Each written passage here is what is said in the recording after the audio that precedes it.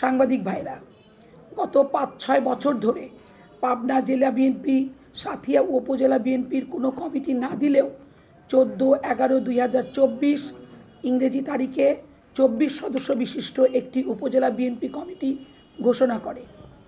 এই কমিটিতে খায়রুন্নাহার খানম ও আহ্বায়ক হিসাবে, যুগ্ম আহ্বায়ক হিসাবে মোহাম্মদ শামসুর রহমান, সিনিয়র যুগ্ম আহ্বায়ক হিসাবে মোহাম্মদ শামসুর রহমান এবং সদস্য সচিব হিসাবে মোহাম্মদ সালাউদ্দিন খান পিপিএমকে নির্বাচিত করে তাদের স্বাক্ষরিত একটি জেলা কমিটির স্বাক্ষরিত এই কমিটি ঘোষণা করেন।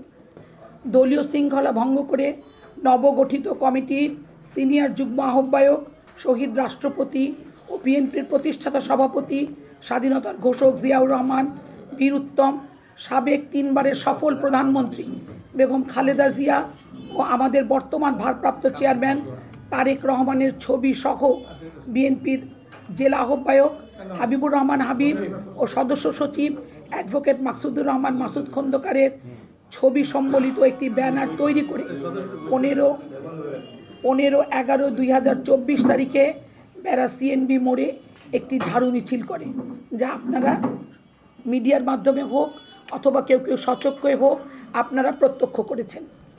আওয়ামী লীগের সন্ত্রাসীদের সঙ্গে সমাবেশ শেষে ঝাড়ু নিয়ে সাবেক রাষ্ট্রপতি জিয়াউর রহমান এবং সাবেক প্রধানমন্ত্রী খালেদা জিয়াকে তারা অপমান করেছে। তার এই জঘন্য কাজের জন্য তীব্র নিন্দা এবং প্রতিবাদ জানাচ্ছি। এটা হলো আমাদের একটা বিশেষ গুরুত্বপূর্ণ পয়েন্ট, কারণ দলের একজন কর্মকর্তা, দলের একজন নেতা, তার দলের রাষ্ট্রপতি যিনি এই দলের ফাউন্ডার এবং 3 বারের সফল প্রধানমন্ত্রী এবং বর্তমান যিনি আমাদের দলের ভারপ্রাপ্ত প্রধান হিসেবে আছেন, তার ছবি সম্বলিত করে সেটা পদদলিত করে কোনো কার্যক্রম করতে পারে না। এটা দলীয় শৃঙ্খলা ভঙ্গের শামিল। 2 নম্বর আসেন, এর বিরুদ্ধে আমরা তার দলীয় যে শাস্তি আছে আমরা সেইটা দাবি করছি। তিনি দলের শৃঙ্খলা পরিপন্থী কাজ করেছেন। 17 বছর সাঁথিয়া উপজেলায় কোনো কমিটি নাই এবং দলের আমাদের সত্যিকার অর্থেই কমিটিগুলোর অবস্থা ভালো না থাকার কারণে আমরা অনেক রকম বিপদের সম্মুখীন হচ্ছি। কর্মীদের একটা উৎসাহ যে আমরা একটা মিছিল করি, সেই লক্ষ্যে আমরা কর্মীদেরকে সাথে করে আমরা সাঁথিয়া বাজার থেকে একটা মিছিল বের করে বোয়ালমারি মাদ্রাসা পর্যন্ত যে আবার ঘুরে চলে আসতে চাই। তারা যখন হাসুয়া দেশীয় অস্ত্র নিয়ে আমাদের উপর আঘাত করতে আসছে, তখন আমরা ভাবলাম, আমি বিশেষ করে মনে করলাম যে এখানে যদি একটা মার্ডার হয়, এই মার্ডারের দায়িত্ব আমাদেরকে নিতে হবে।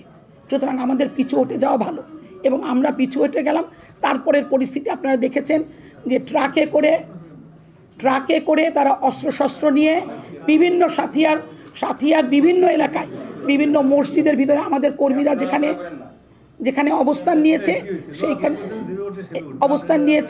সেইখানে তারা তাদেরকে খুঁজে মারার চেষ্টা করেছে এবং আমাদের বিভিন্ন কর্মীদেরকে শুধু তারা আমাদেরকে যে বাড়ি বাড়ি খুঁজেছে তাই না, বিভিন্ন ইউনিয়নে যে মহিলা, শিশু এবং তাদের বাড়িঘর লুটপাট, অগ্নিসংযোগ এবং পুলিশ সরজমি, তখন আমরা বাধ্য হয়ে প্রশাসনের সাহায্য নিয়েছি এবং আমরা সেনাবাহিনীর কাছে এবং থানায় গিয়েছি আমরা।